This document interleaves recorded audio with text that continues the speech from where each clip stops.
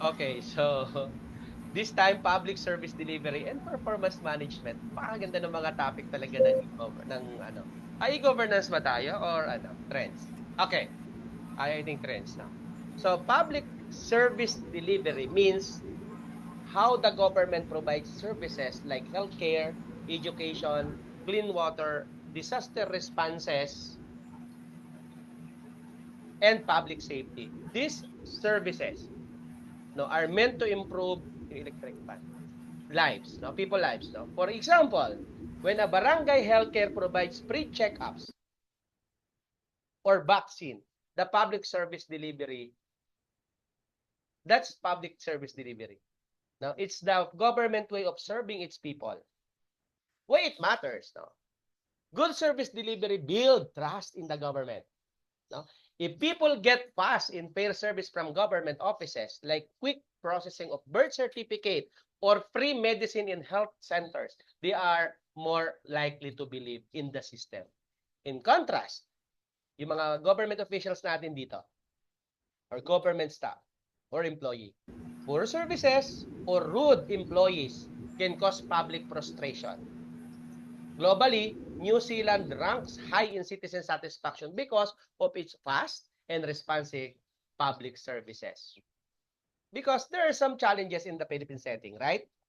In our country, many challenges affect service delivery. Andiyan na yung limited resources, understaffed agency, ang dami niyan, and the slow processes. Let's say, for example, applying for government IDs like passports or driver licenses, pasensya po sa tatamaan, used to take weeks or even months.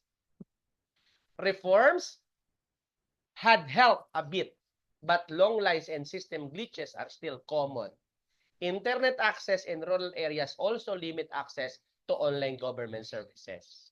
And to give us more details about the topic, let us all welcome our presenter. Kami sa mapapunta sa sabihin ko. Go ahead, ma'am.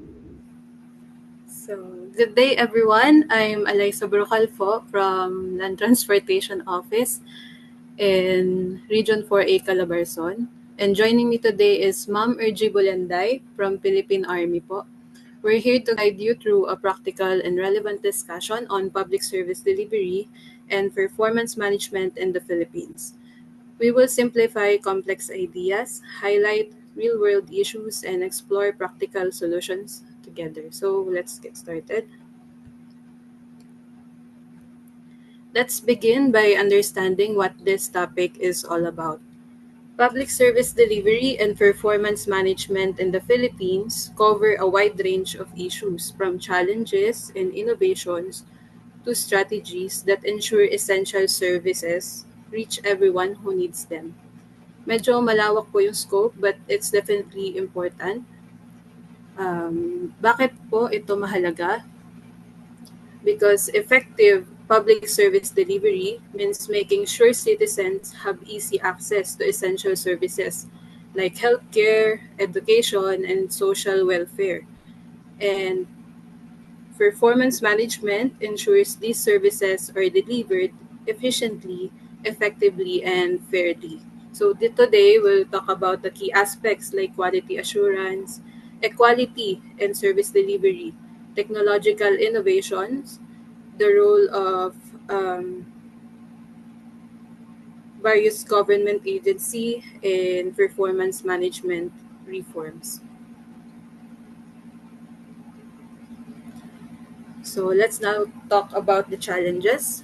The Philippines, as developing country, faces many obstacles in delivering public services effectively.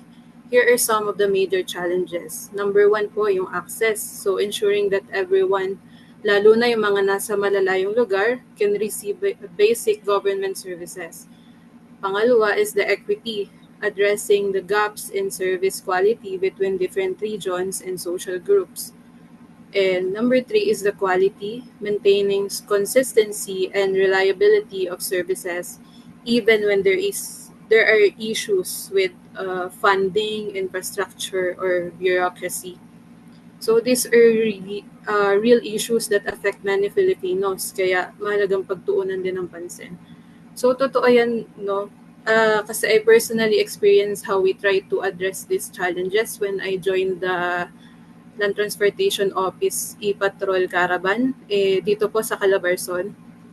So dito, kung familiar po kayo doon, yun yung truck na pumupunta sa malalayo. So dito kami mismo yung lumalapit sa mga taong nasa malalayong lugar para mahatid yung mga pangunahing service ng LTO. This initiative helps bridge the gap in access, bringing services like license renewals and vehicle registration closer to those who need them most. Through this outreach po, we do our part in promoting equity and improving public service delivery, one community at a time.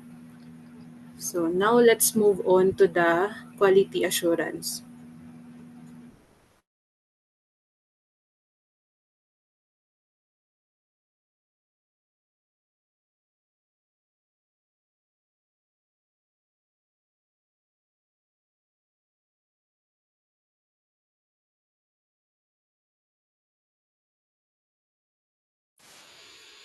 Hinder progress.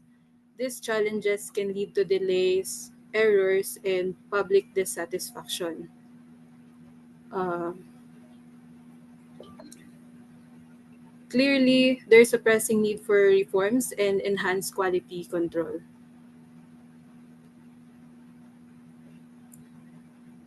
Nawala talaga yung ano, yung go ahead. So next, let's talk about equality and public service delivery. This principle means that every citizen, regardless of location, income level, gender, or cultural background, should have fair and equal access to government programs and services.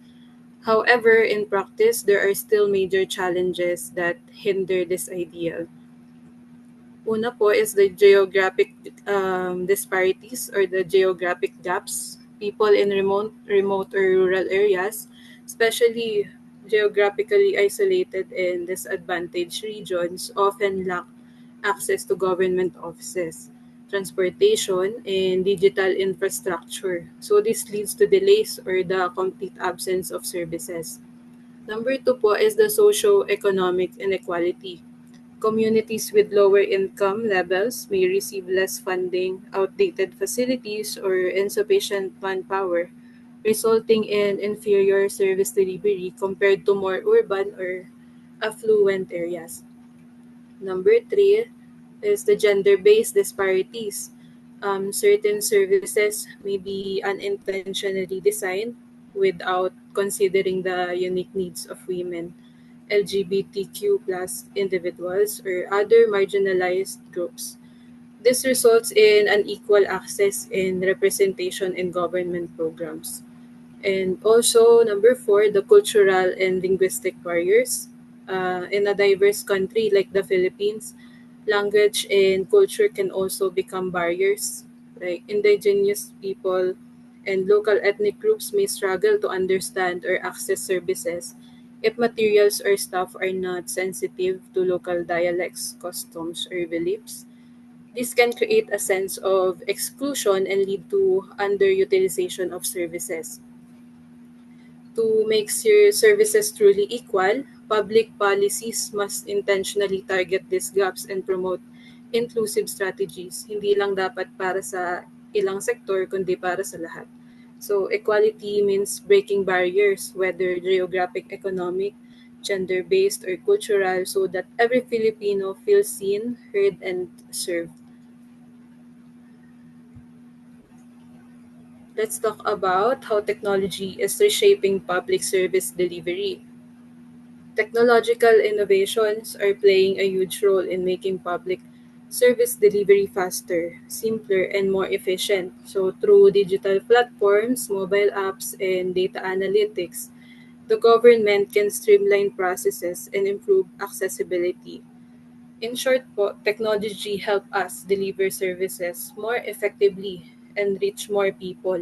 It's a powerful tool for progress that we should continue to use and improve.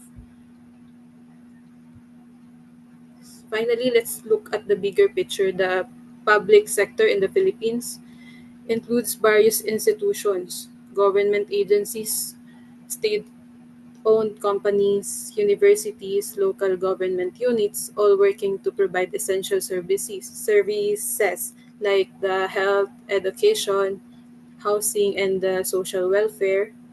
And some of the key players include the government-owned and controlled corporations, or the GOCCs, state colleges and universities, local government units, and the national government agencies. So understanding how these agencies function is essential for improving public service delivery and making sure everyone receives the benefits they deserve. So thank you for listening. To continue this discussion, I'll now turn it over to Ma'am Urji, who will share more insights on how we can strengthen inclusive service delivery and ensure fairness across all sectors. So go ahead po, Ma'am Urji. Uh, Good morning, Doc. Good morning, classmates. To continue with our discussion, Philippine government employment data. The Philippine government is the largest employer in the nation, employing approximately 1.45 million people according to the Civil Service Commission. The majority of the workforce, to be exact, 959,966 employees, is associated with the national government agencies and their related agencies. So what is the function of the Civil Service Commission as the central personnel agency of the Philippine government? The CSC oversees the professionalization of the public service, promoting ethical standards, merit-based hiring, and effective human resource management practices. It ensures that government workers met high standards of competence and integrity. Next slide, please. Performance management in the public sector. Performance management in public sector involves setting clear objectives, monitoring progress, evaluating outcomes, and using performance data for informed decision-making. This systematic approach helps enhance accountability, efficiency, and service quality. There are key principles, practices of performance management in enhancing governance and public service delivery.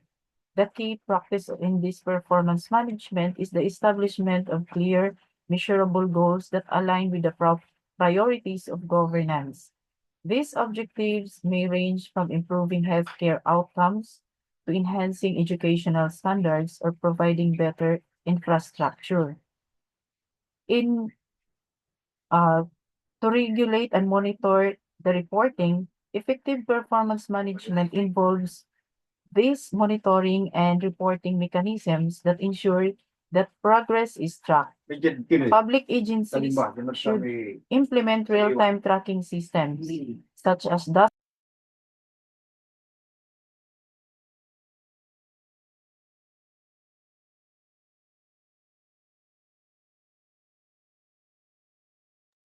Sorry, you are muted.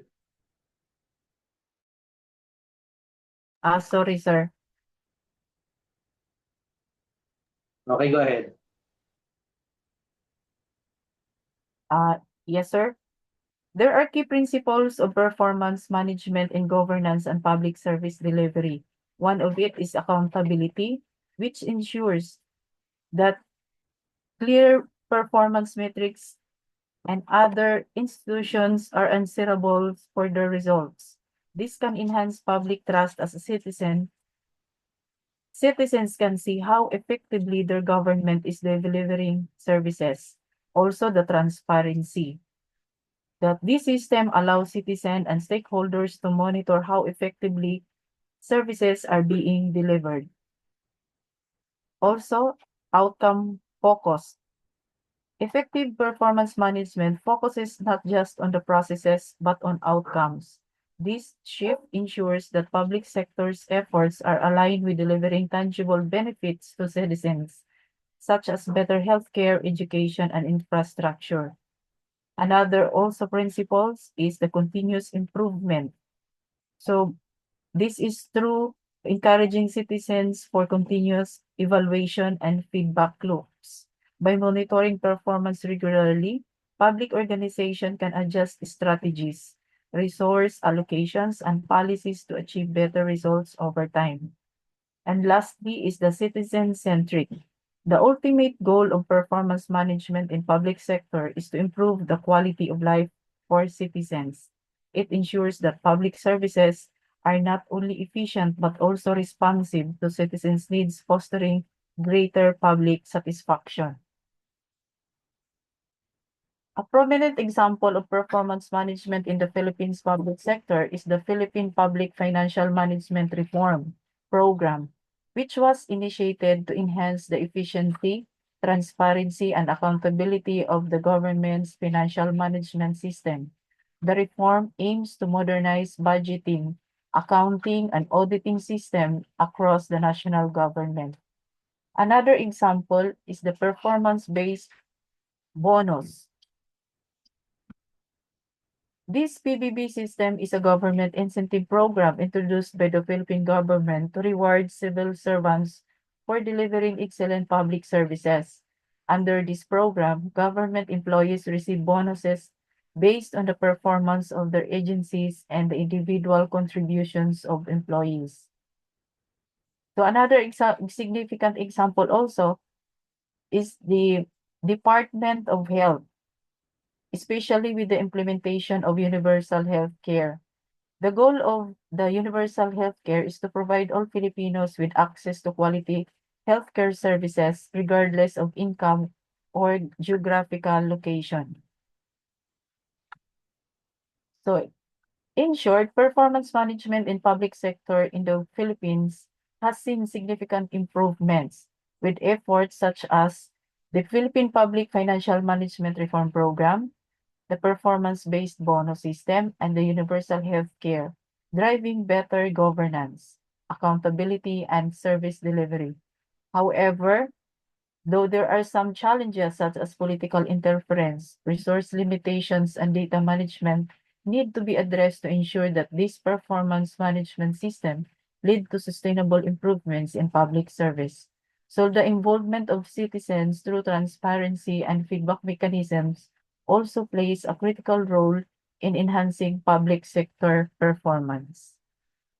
Next, please.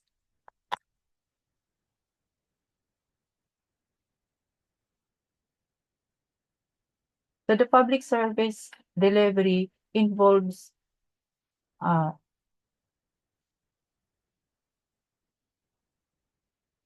involves two significant trends in saving the public administration. These are, one is the citizen-centric service delivery.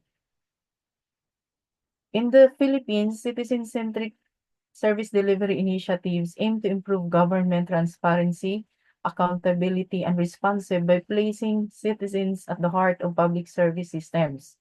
These initiatives have evolved over the years, often leveraging technology, public participation, and reforms to ensure that public services met the needs of the people. So several government programs and reforms in the Philippines are designed to improve citizen-centric service delivery. Example of this is the initiatives like the Philippine Business One-Stop Shop and the National Government Portal have streamlined public services, reducing red tape and improving access to government services online. Another also is the Transparency Seal. Under the Anti-Red Tape Act, the government mandates agencies to publish critical documents, like, for example, the budget reports, programs, and even projects to improve transparency and allow citizens to track government activities. So makikita po in every government agency nagkakaroon po ng transparency seal na sa kanila kanyang mga web. Another also is the e-gov services. The shift towards digital government services such as online applications for business permits, tax filing through the Bureau of Internal Revenue website, and the Philippine Identification System or PhilSys is part of the broader push to improve citizen access to services. While the e-governance refers to the use of digital tools, technology, and platforms by government entities to improve the delivery of public services, facilitate communication, and enhance transparency.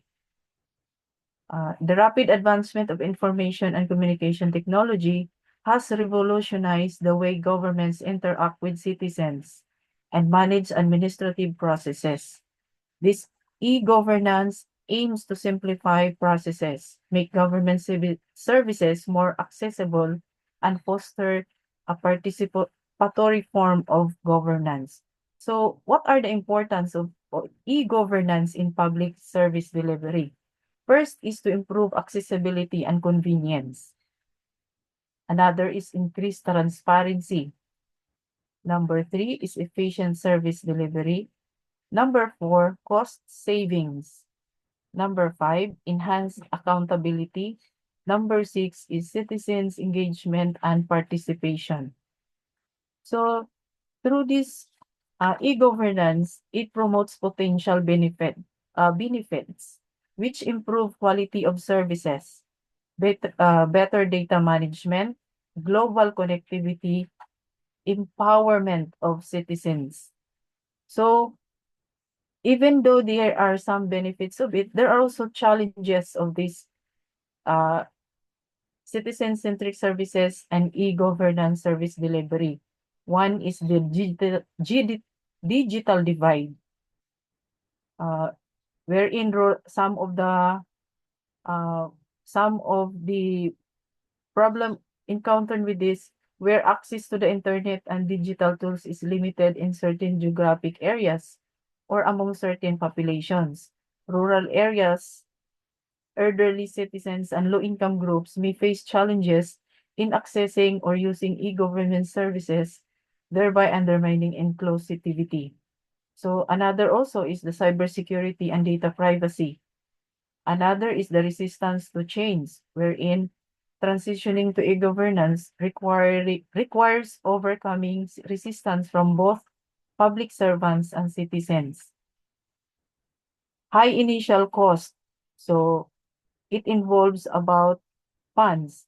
Governments may face budgetary constraints that limit their ability to invest in these digital systems, especially in developing nations.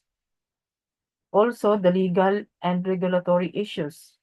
So the move to e-governance may arise questions about the legal status of digital documents, digital signatures, and online transactions. However, governments need to update or create new legal frameworks to recognize and regulate e-governance services effectively. In short, e-governance and citizen-centric service delivery has a potential to significantly enhance public service delivery by improving accessibility, efficiency, transparency, and citizen engagement. While challenges such as the digital divide, cybersecurity concerns, and high initial cost exist, the benefits of its offers in terms of service improvement, cost reduction, and governance reform make it an essential tool for modernizing public administration. For e-governance to succeed, governments must address these challenges, ensure inclusivity, and continue to invest in technology, infrastructure, and human capital development. So in the long run, this e-government can play a key role in shaping more responsive, efficient, and participatory governments, ultimately benefiting society as a whole. Next slide, please.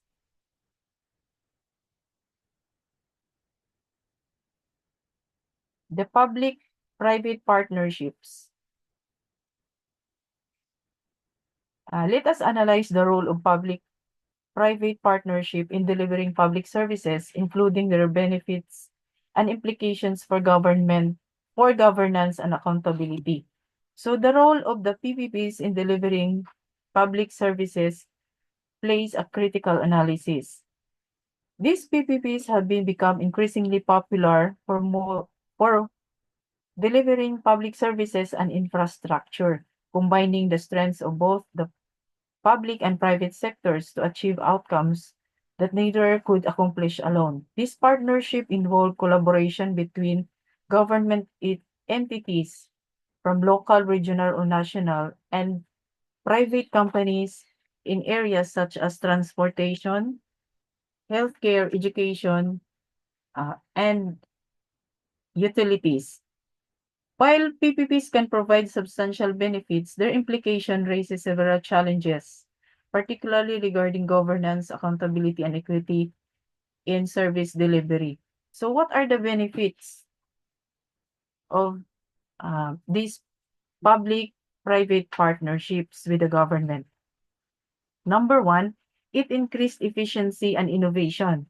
So, for example, in a construction of highways or airports, private companies may utilize the latest construction technologies, project management techniques, and logistical innovations that can reduce costs and delivery times while improving quality. Another benefit is access to private sector capital. Example, the construction of a toll roads or power plants often requires significant investment. So katulad po ng example in the Philippines, yung sa San Miguel Corporation, they are get involved or the government collaborate with this big corporation in building infrastructure projects. So a PPP arrange allows a private partner to fund the initial capital while the government may contribute land or regulatory support with costs recovered through fees or other mechanisms over time. Another factor is improved services, which is the very much fundamental in delivering services in our government. PPPs can lead to improved service quality and performance because private sector partners are often incentivized to meet strict service standards in order to maximize their profits and ensure long-term contract. This may lead to higher quality of services in sectors like waste management, healthcare, and public transportation. So, for example, a private company managing a public hospital might focus on reducing patient wait times, improving patient care, and implementing efficient operational processes to ensure the profitability and success of the partnership. So, and the last benefit is focus on long-term sustainability. Example, a long-term PPP in water supply or sanitation management can result in continuous investment in maintenance, upgrades, and improvements, ensuring that infrastructure remains functional and responsive to the community's needs. So there are also risks of having this collaboration with the PPPs. One is the cost overruns and poor value for money. Second, loss of control and accountability.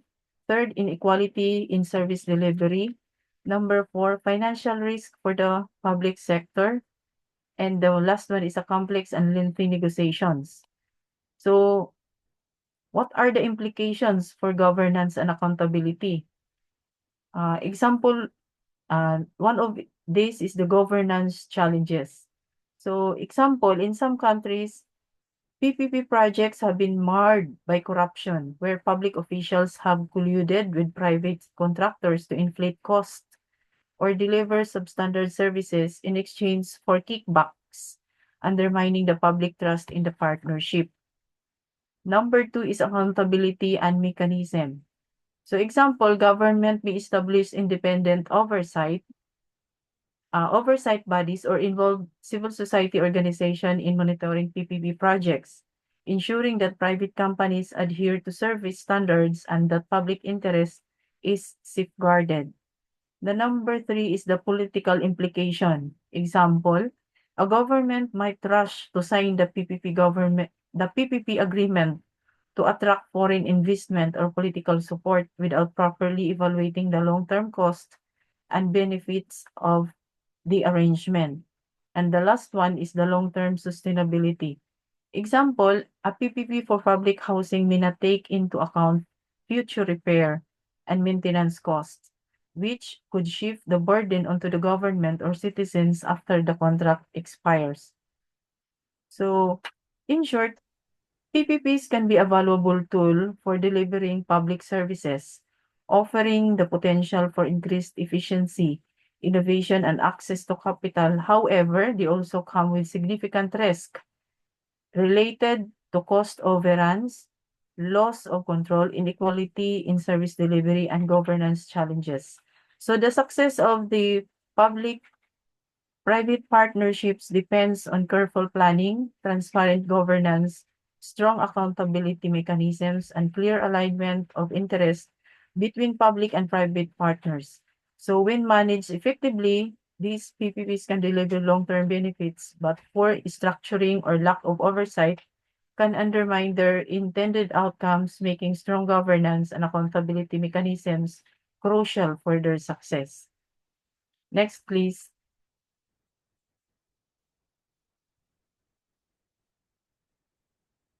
Accountability and transparency.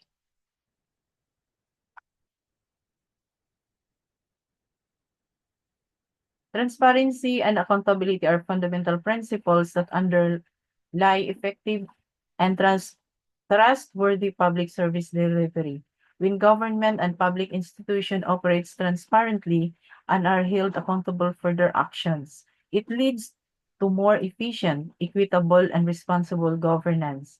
These principles are crucial that public services meet the needs of citizens and the public resources are managed effectively. So building trust requires accountability and transparency. Measures like performance audits, public reporting, and adherence to ethical standards are crucial. So e-government platforms are particularly effective in providing citizens with accessible information and feedback channels. Next, please.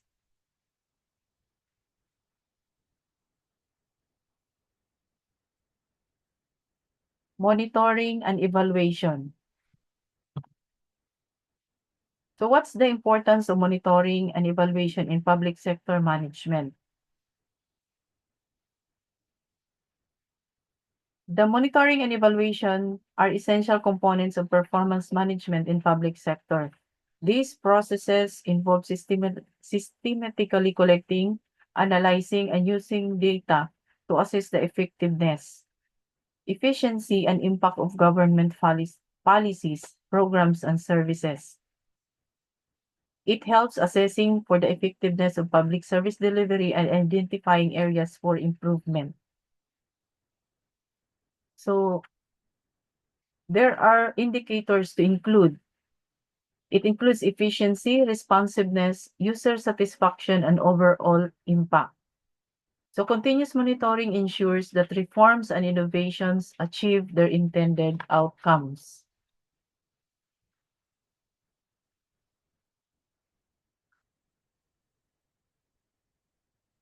Next, please.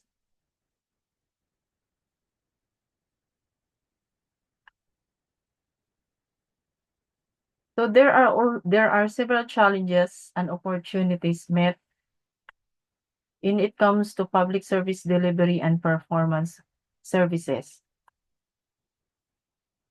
Uh, First is the bureaucratic efficiencies, which refers to the slow, overly complicated, and often wasteful process that occur within government due to excessive rules, regulations, and layers of administrations.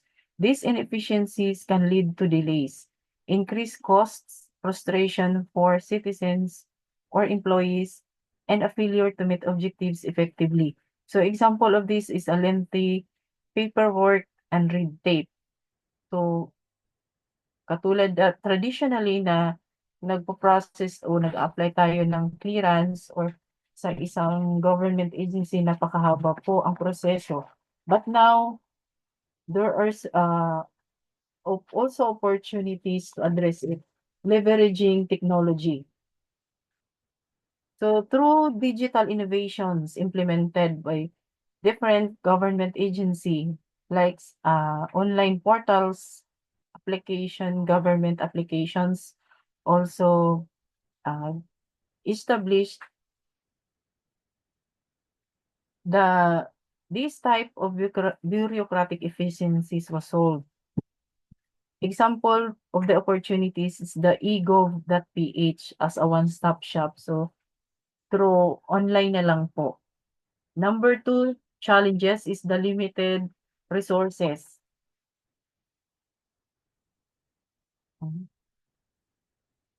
Often mean that public sector agencies have fewer staff or less funding to deliver essential services.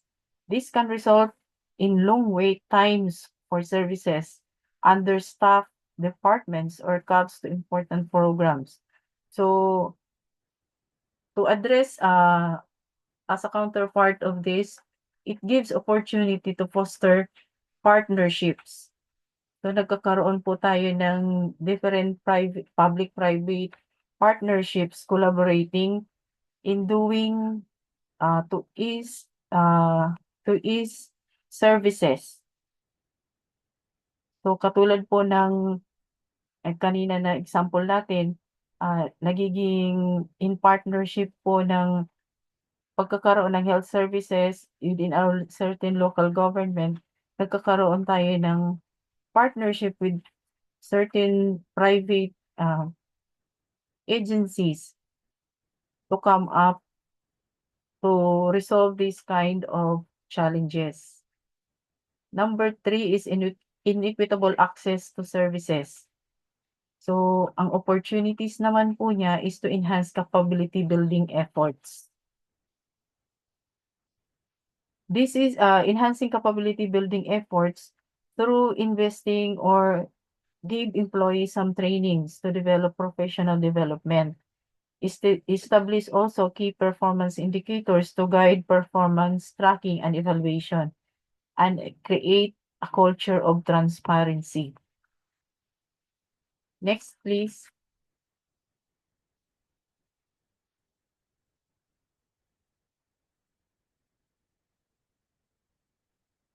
In conclusion, public service delivery and performance management in the Philippines require continuous improvement and adaptation to meet the needs of its citizens. So effective strategies include embracing technological advancement, promoting accountability, and fostering collaboration between the public and private sectors is the key. So that's all our presentations. Thank you po.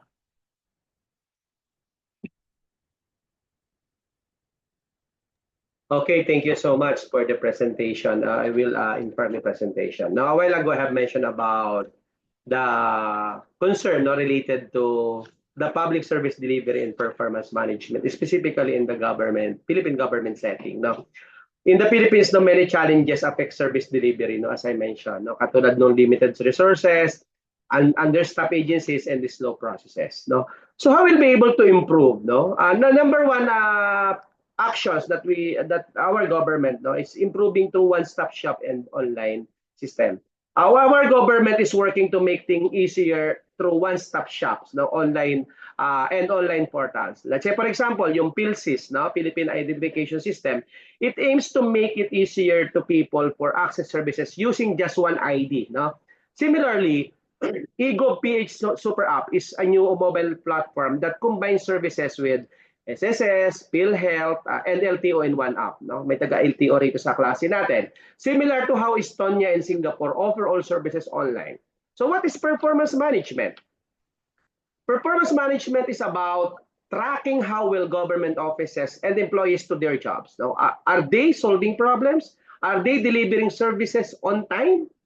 Tools like key performance indicator help measure success. So in the Philippines, sabi nga ng presenter kanina, Civil Service Commission uses the Strategic Performance Management System or the SPMS to evaluate and reward good governance and performance. Now, when employees and agencies perform well, they can get bonuses or recognition. So the performance-based bonus, yung mga taga-government dito, is one such incentives in the Philippines. If a department meets its goals and citizens are satisfied, the staff receive extra pay.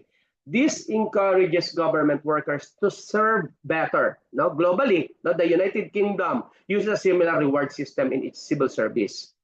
Now, listening to citizens is also important. No? One of the best way to measure performance is to ask the public. So the Citizens Satisfaction Index System by DILG is a program where people give feedback on how LGUs are doing. Let's say, for example, if citizens say the local health center lacks medicine, the LGU can take action.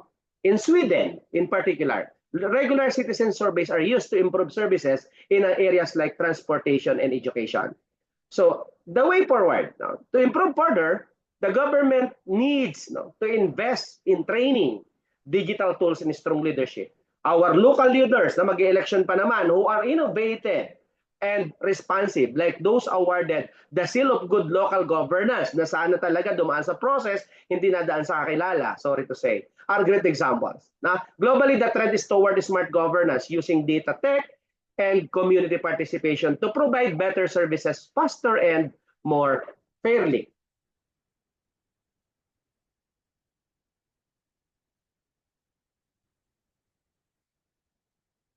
So, again, as I mentioned, public policy analysis and implementation focus on how government create and carry out solutions to public problems. Now, this involves studying issues, engaging stakeholders, planning, and making sure policies work effectively in real life. No? In our country, examples like the 4Ps and K-12 education reform show both the challenges and importance of good implementation and public involvement. Globally, countries like Canada and South Korea, this demonstrate how inclusive planning and flexible strategies can lead to successful policy outcomes. So, public service delivery and performance management ensure that citizens receive essential services efficiently at dapat fairly. In our country, efforts like one-stop government centers, online platforms, and incentive-based system like the PBB aim to improve these services. So performance management tools, citizen feedback system, and digital innovation are also helping make governments more responsive. Internationally, countries like Singapore and Sweden set a strong example by prioritizing citizen satisfaction and data service delivery. Okay, so I think that's it. Thank you so much to our presenters and congratulations to all.